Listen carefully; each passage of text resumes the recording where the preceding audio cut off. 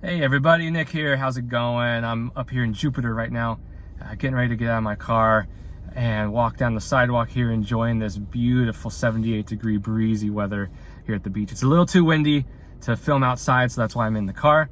And if you're up north right now, I'm sorry. It's just beautiful here. I had to make the video. So a lot of times I get asked from first-time home buyers, what exactly is an earnest money deposit? How's that work with the offer?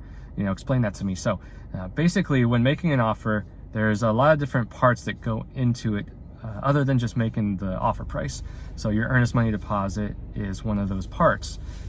Basically, what the deposit is it's a good show of good faith to the seller that you are serious, that you're able to close, that you have the money, and basically you're going to take that deposit once the offer is accepted and put it into a third-party account.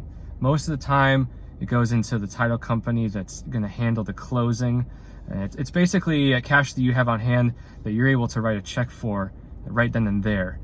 So the bigger the deposit, the better it looks to the seller, because basically what's going to happen, another part of your offer is going to be the inspection.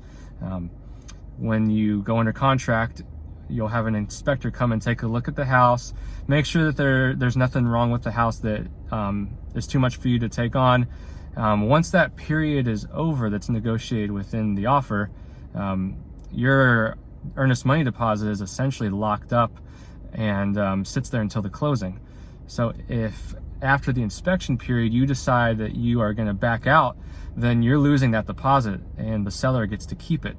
So the bigger the deposit, the more skin in the game you have, essentially. So the stronger your offer is going to look to the seller, especially if you're competing with another buyer. That could make or break the deal right there. So people, of course, after what is the earnest money deposit, the next question naturally is, well, how much should I make? How much should that deposit be? So I always tell people the most you can do, the better it's going to be. So ideally, if you can do 5 to 10% of the purchase price, that's going to be a really strong, solid deposit. If that's a little too much for you, then let's work with what you've got, and hopefully that will work when we make the offer. So I hope that answers your questions there. If you have anything else, let me know. Send me an email, message, and I'll be happy to help. Have a great weekend, everybody. Bye.